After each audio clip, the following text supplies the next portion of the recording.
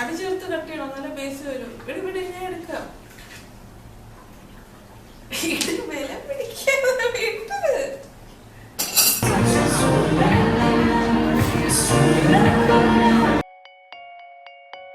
Hi, welcome to Nisha spices.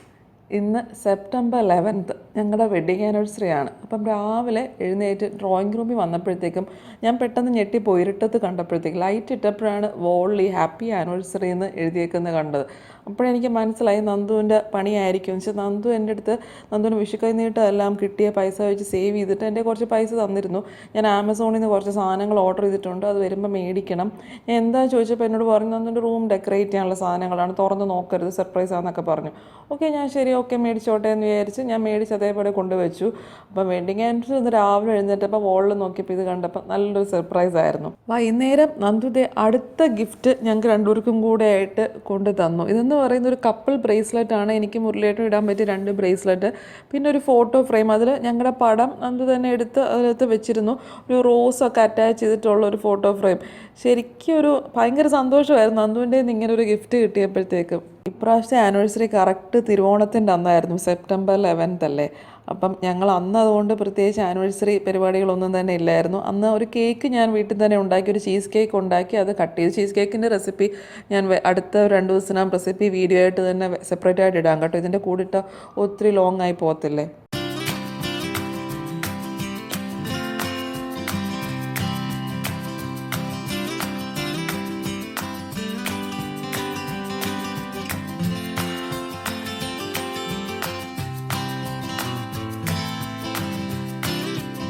Usually wedding ആനിവേഴ്സറിക്ക് ഞാൻ മുരളിയേട്ടനോ അല്ലെങ്കിൽ മുരളിയേട്ടനോ എനിക്ക് എന്തെങ്കിലും സർപ്രൈസായിട്ട് എന്തെങ്കിലുമൊക്കെ ചെറിയ ചെറിയ ഗിഫ്റ്റ്സ് മേടിക്കലാണ് പതിവ്. ഇപ്രാവശ്യം വിചാരിച്ചു ഞങ്ങൾ രണ്ടുപേരും അങ്ങോട്ടും ഇങ്ങോട്ടും പരസ്പരം കൊണ്ടുപോയി തന്നെ മേടിച്ചു കൊടുക്കാം. അപ്പോൾ അവരവർക്ക് ഇഷ്ടമുള്ളത് സെലക്ട് ചെയ്യാമല്ലോ എന്ന് വിചാരിച്ച് ഞങ്ങൾ കല്യാൺ സിൽക്സിലോട്ട് പോയി. ഞാൻ മുരളിയേട്ടനൊരു ഷർട്ടും പാൻറ്റും മേടിച്ച് കൊടുക്കാമെന്ന് ഡിസൈഡ് ചെയ്തെന്ന് വെച്ചാൽ മുരളിയേട്ടന് ഒത്തിരി ടീഷർട്ട്സ് ഗിഫ്റ്റ് കിട്ടുന്നതാണ്. ഷർട്ടും പാൻറ്റും മുരളിയേട്ടന് സ്വന്തമായിട്ട് അതൊന്നും മേടിക്കാറില്ല. അപ്പം അത് മേടിച്ച് കൊടുക്കാമെന്ന് പ്ലാൻ ചെയ്ത് കല്യാൺ സിൽക്സിൽ മുകളിലത്തെ ജെൻസ് സെക്ഷനിൽ പോയി ഷർട്ടും പാൻറ്റും ഒക്കെ സെലക്ട് ചെയ്യുമായിരുന്നു. നല്ല സെലക്ഷൻ ഉണ്ടായിരുന്നു കേട്ടോ കല്യാൺ സിൽക്സ്. ജെൻസിൻ്റെ സെക്ഷനിലും നല്ല സെലക്ഷനൊക്കെ ഉണ്ടായിരുന്നു.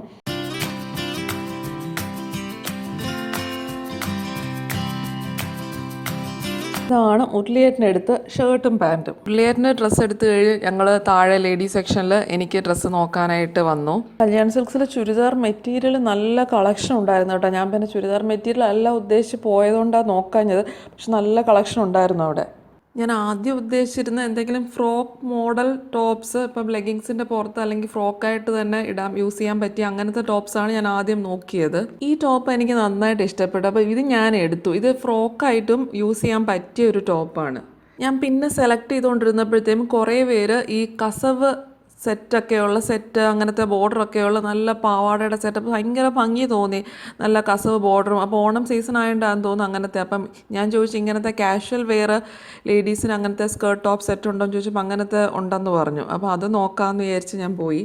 ഇങ്ങനത്തെ ടൈപ്പ് സ്കേർട്ട് ടോപ്പ് സെറ്റ് എനിക്ക് ഭയങ്കരമായിട്ട് ഇഷ്ടപ്പെട്ടു. പക്ഷേ ഞാൻ ആദ്യമായിട്ടാണ് കാണുന്നത് ഇങ്ങനത്തെ readymade skirt top set. Stitch ചെയ്യിക്കുന്നത് കണ്ടിട്ടുണ്ട്, റെഡിമെയ്ഡ് ഇങ്ങനത്തെ സെറ്റ്സ് ഞാൻ കണ്ടിട്ടില്ല. അപ്പോൾ ഇട്ട് നോക്കിയപ്പോൾ എനിക്ക് കറക്റ്റ് ഫിറ്റിംഗ് ഒക്കെ ആയിരുന്നു.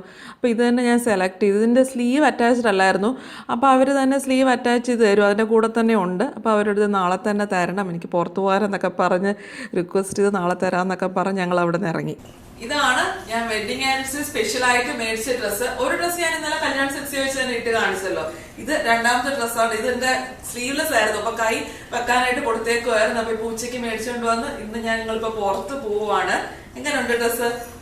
ഞാനങ്ങനെ സ്കേർട്സ് അങ്ങനത്തെ ഒന്നും ഞാൻ അധികം ഇതുവരെ മേടിച്ചിട്ടില്ല. ഫസ്റ്റ് ടൈം കല്യാൺ സിൽക്സ് ചെന്നപ്പോഴത്തേക്ക് ഒന്ന് ട്രൈ ചെയ്ത് നോക്കുക, അവിടെ ഇങ്ങനെ കണ്ടപ്പോഴത്തേക്ക് ഒന്ന് ട്രൈ ചെയ്ത് നോക്കണമെന്ന് വിചാരിച്ചു. എങ്ങനെയുണ്ടെന്ന് അഭിപ്രായം പറയുമല്ലോ അല്ലെ. അപ്പം ഇനിയും പരിപാടി എന്ന് പറയുന്നത് സിനിമയ്ക്ക് പോകണം.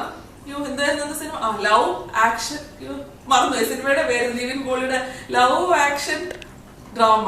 ഓക്കെ, ലവ് ആക്ഷൻ ഡ്രാമ, അങ്ങനെ സിനിമ പരിപാടി, പിന്നെ അത് കഴിഞ്ഞ് ഡിന്നർ. ഇതാണ് ഇന്നത്തെ പരിപാടി.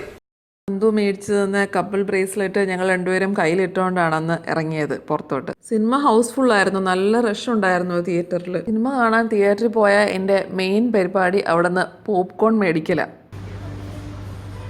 ഫിലിം കണ്ട് ഞങ്ങൾ ഇറങ്ങി. നല്ല സിനിമയാണ് കേട്ടോ, നല്ല തമാശ സിനിമയാണ്, നല്ല രസമുണ്ടായിരുന്നു. ഇപ്പോൾ സിനിമ കഴിഞ്ഞ് ഞങ്ങൾ റെസ്റ്റോറൻറ്റിൽ കഴിക്കാൻ വന്നേക്കുകയാണ്. ദുബായിൽ റഫ് ഷാക്ക് എന്ന് പറഞ്ഞ ഒരു ഗോവൻ റെസ്റ്റോറൻ്റാണ്. നമുക്ക് അകത്ത് കയറിയിട്ട് വിശേഷം വരുന്നതാണ്.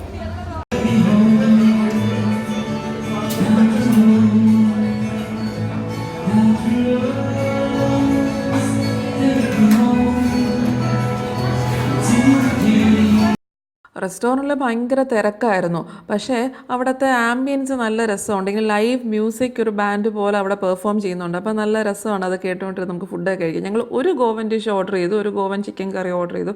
ബാക്കിയൊക്കെ ചൈനീസ് ഡിഷസ് ഒക്കെയാണ് ഓർഡർ ചെയ്തത്.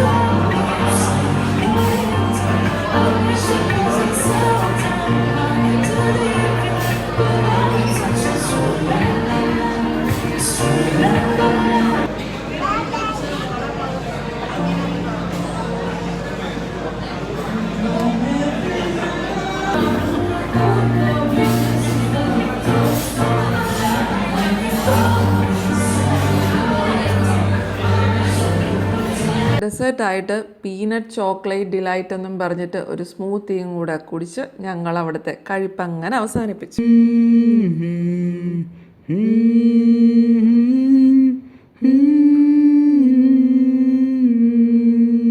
എൻ്റെ കണ്ണിൽ നിനക്കായി ഒരുക്കിയ സ്വപ്നങ്ങൾ കാണേണ്ട നീ, കണ്ടു നിൽക്കേണ്ട നീ.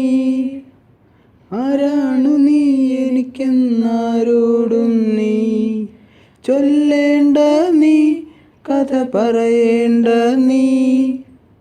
തമ്മിൽ തമ്മിൽ മൂളും പാട്ടു കേൾക്കേണ്ട നീ, കൂടെ പാടേണ്ട നീ, കൂടെ ആടേണ്ട നീ. ചുമ്മാ ചുമ്മാതെൻ പിറകെ നടക്കാൻ അനുവാദം മൂളേണ്ട നീ, തിരികെ നോക്കേണ്ട നീ. കണ്ണിൽ കണ്ണിൽ നോക്കാതെന്നെ കാണുന്നുവോ, എന്തെങ്കിലും മിണ്ടാമോ നീ. അങ്ങനെ ഞങ്ങൾ തിരിച്ച് വീട്ടിലെത്താറായി. വെഡിങ് ആനിവേഴ്സറി ആഘോഷങ്ങളൊക്കെ ഇന്നത്തേക്ക് ഇപ്പോൾ തൽക്കാലം കഴിഞ്ഞു. വലിയ ആഘോഷങ്ങളൊന്നും ഇല്ലായിരുന്നു. ഞങ്ങൾ 3 പേരും കൂടെ ജസ്റ്റ് സിനിമയ്ക്ക് പോയി ഫുഡ് കഴിച്ച്, അത്രേ ഉള്ളൂ. എന്നാലും ഇങ്ങനെ എന്തെങ്കിലുമൊക്കെ ഒരു സ്പെഷ്യൽ ദിവസമാകുമ്പോൾ നമുക്ക് കുറച്ചുകൂടെ സന്തോഷമാവല്ലേ. നോർമൽ ഔട്ടിങ്ങിന് പോകുന്നതിനേക്കാളും ആരുടെയെങ്കിലും ബർത്ത്ഡേയോ ഇതേപോലെ ആനിവേഴ്സറി ഒക്കെ വരുമ്പോൾ ഒരു സ്പെഷ്യൽ സന്തോഷം, അത്രേ ഉള്ളൂ. അതുകൊണ്ടാണ് ഞാൻ ചെറിയൊരു വ്ളോഗായിട്ട് എടുത്ത് കാണിക്കാമെന്ന് വിചാരിച്ചത്. അപ്പം ശരി, നമുക്ക് അടുത്ത പ്രാവശ്യം കാണാം. ബൈ.